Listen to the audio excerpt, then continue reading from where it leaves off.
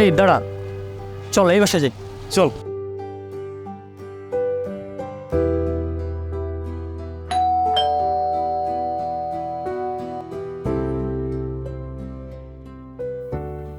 নমস্কার, জি বলুন। না আসলে আমরা মাদ্রাসার জন্য কিছু চাঁদা তুলতে এসেছিলাম। আচ্ছা সমস্যা নেই, চল নিচে চলো।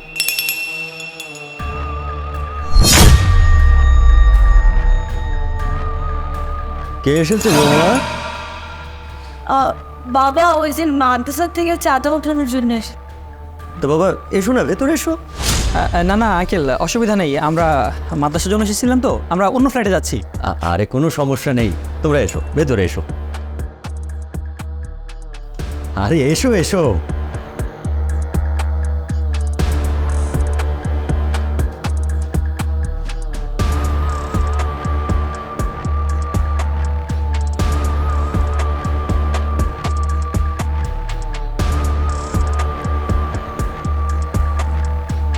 তো বলো বাবারা, কি বলতে এসেছিলে? আসলে আঙ্কেল, আমরা এসেছিলাম কিছু চাঁদা ওঠানোর জন্য।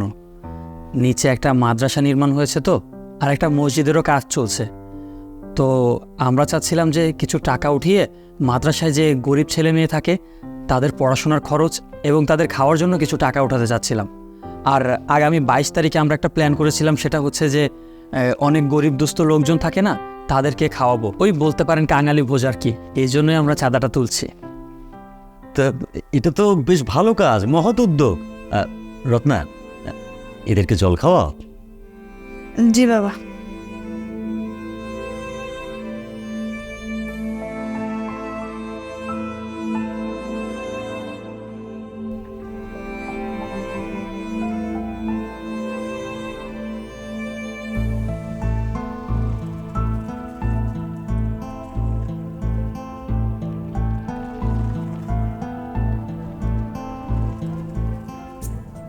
যা বলছিলাম যেটা, তোমাদের প্ল্যানটা কিন্তু খুব ভালো হয়েছে বাবা। তা তোমরা একটা কাজ করতে পারো তো, তোমরা এই 22 তারিখে যে এই গরিব দুস্থ বা এতিম শিশুদের খাওয়াচ্ছ, এই ব্যাপারটা তো এলাকায় মাইকিং করে জানিয়ে দিতে পারো। তাহলে কি হবে, যাদের সামর্থ্য রয়েছে, সমাজে গণ্যমান্য ব্যক্তি, তারাও কিন্তু সাহায্যে এগিয়ে আসবে। পাশাপাশি যারা জানে না তারাও জানবে, তোমাদের জন্য সাহায্যের হাত এগিয়ে দেবে। আর আরেকটা কাজ করবা, ওই ইমাম সাহেবকেও কিন্তু জানাবা, তাদের সমাদরের ব্যবস্থা করবা, বসার জন্য চেয়ার টেয়ারের ব্যবস্থা করবা। আর যাদেরকে খাবার জন্য নিয়ে আসবে, হ্যাঁ মানে অসহায় দুস্থ যারা খেতে আসবে, তাদেরও কিন্তু সম্মানের কোনো হানি যেন না হয়। হ্যাঁ, তাদেরও বসার ব্যবস্থা করবে। হ্যাঁ, তারা যেন নিচে বসে না খায়। আমার যতদূর সামর্থ্য হচ্ছে আমি সহায়তা করছি। রত্না, ওই বালিশের তলায় আমার মানি ব্যাগটা আছে, ওটা নিয়ে এসো।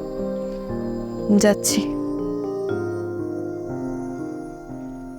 বাবা তোমরা বসো, হ্যাঁ তোমাদেরকে সাহায্য করতে পারলে আমারও ভালো লাগবে। না না আঙ্কেল, আজকে আর প্লিজ বসবো না। হ্যাঁ, অনেক বাসায় টাকা কালেক্ট করতে যাওয়া লাগবে, আমরা অন্য একদিন আসবো। হ্যাঁ, আমরা এসে চা খেয়ে যাবো।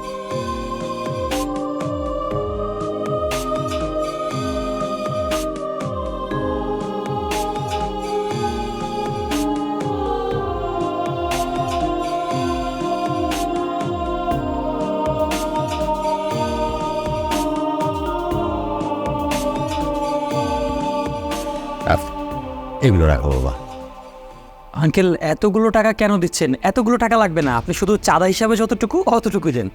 আরে বাবা, আমি মন থেকে দিচ্ছি, রাখো রাখো।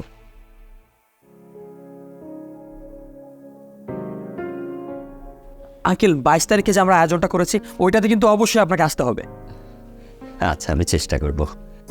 উঠি তাহলে আজ। আদাব।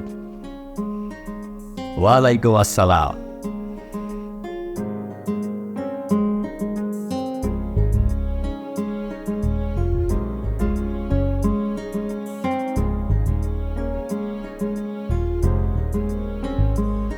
আচ্ছা, ওরা তো হিন্দু পরিবার, তারপরে আমাদেরকে সাহায্য করলো।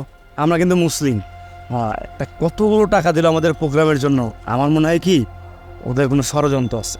না না বোকা, ওরা খুব ভালো মনের মানুষ, ওরা কেন ষড়যন্ত্র করতে যাবে? আর এই যুগে এসে এখন যদি মনের মধ্যে এইসব রাখিস তাহলে হবে বল? আচ্ছা দেখ, উনি চাইলে কি পারতো না যে আমাদেরকে ঘরে না ঢুকতে দিতে, আমাদেরকে ওখান থেকে দূর দূর ছেঁচে করে বের করে দিতে? কিন্তু উনি সেটা করেনি। ওনার মনটা আসলে অনেক ভালো। তাহলে ওনার মন যদি ভালো হয়, আমরা কি পারি না আমাদের মনটাও সরল করতে? আমাদের মহানবী রাসূল সাল্লাল্লাহু আলাইহি সাল্লাম বলে গিয়েছে একতাবদ্ধ হয়ে থাকতে। এখনকার দিনে এসে তোর এই চিন্তা ভাবনা পাল্টাতে হবে। আর হিন্দু মুসলিম ভাই ভাই। এখন শোন, ধর্মের বিভেদ তৈরি না করে আমাদের সকল ধর্মকে সম্মান করা উচিত। আর আমরা কি ওনাদেরকে অনুসরণ করতে পারি না? দেখ, ওনারা আমাদের সাথে কত ভালো ব্যবহার করলো, আমরাও সেম জিনিসটাই করব। হ্যাঁ রনি ভাই, সুমন ভাই তো ঠিক কথা বলছে। তারা হিন্দু হয়ে আমাদেরকে এতগুলো টাকা সাহায্য করলো। হ্যাঁ, ও একদম ঠিক কথা বলেছে। আচ্ছা, একটা জিনিস চিন্তা করে দেখতো, আমাদের মধ্যে কত হিন্দু বন্ধু বান্ধব রয়েছে না? আমরা কি তাদের সাথে কখনো বিভেদ করি? আমরা কি চিন্তা করি ও হিন্দু আমি মুসলিম, ওর সাথে আমি যাবো নাই করবো না? আমরা তো একসাথে আড্ডা দিই, তাই না? তো এইরকম এখন থেকে আমরা এইভাবে চিন্তাটা করব। আচ্ছা, আমি বুঝতে পেরেছি। এখন চল অন্য বাসায় যাই, চল। বাবা, আপনি কি পাগল হয়ে গেছেন? আপনি না জেনে না বুঝে ওদেরকে এতগুলো টাকা দিয়ে দিলেন। না ওই মসজিদ আমাদের, না ওই মাদ্রাসা আমাদের, তবুও আপনি ওদেরকে এতগুলো টাকা দিয়ে দিলেন। বৌমা, তুমি এমন বলছো কেন? বাবা, আপনি ভুলে যাচ্ছেন, একদিন ওদের অত্যাচারের জন্যই আমি আমার স্বামীকে আর আপনি আপনার ছেলেকে হারিয়েছেন।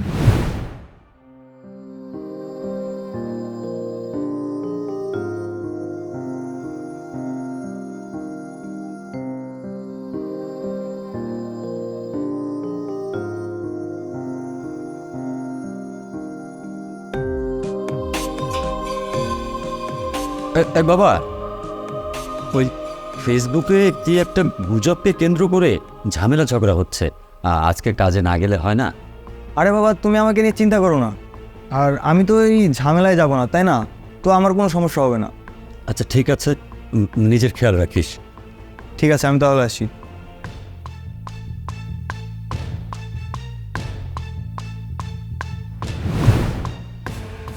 মাগো, আমি আমার ছেলেকে যে দাঙ্গায় হারিয়েছি সেটা আমার হিন্দুও করেনি, মুসলমানও করেনি। এই সব অনাচার অত্যাচার করে তারা হিন্দুও না, মুসলমানও না, তারা হলো অপরাধী।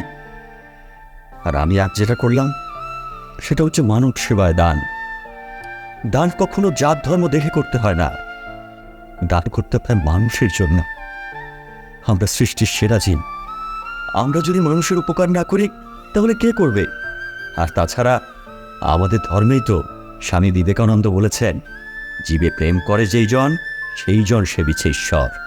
আমরা তো মানুষ সেবার মাধ্যমেই ঈশ্বরকে সেবা করতে পারি। তুমি এটা কেন ভুলে যাচ্ছ মা? হ্যাঁ বাবা, আপনি ঠিকই বলেছেন। আমি আসলে না বুঝে না জেনে কী সব পাগলের মতো কথা বলছিলাম, পাগল হয়ে গেছিলাম। আর মানুষ মানুষের পাশে দাঁড়াবে, এটাই তো স্বাভাবিক। আমরা এদের পাশে না দাঁড়ালে আমাদের পাশে কে এসে দাঁড়াবে? এটাই আমাদের ধর্ম, এটাই আমাদের কর্তব্য। আমাদের ধর্ম তো আমাদের এটাই শিক্ষা দেয়। আর খারাপ মানুষরা সবসময় যুদ্ধ করবে, খারাপ কাজ করবে, এইটাই তো। আর ওদের এই খারাপ কাজের জন্যই আমি আমার স্বামীকে আর আপনি আপনার ছেলেকে হারিয়েছেন। ভাগো, তুমি যে বুঝতে পেরেছো এটাই অনেক। আমি আমার পরিচিত আত্মীয় স্বজনদেরকেও বলবো, তারাও যেন এই এই এই গরিব দুস্থদের সেবাতে এগিয়ে আসে।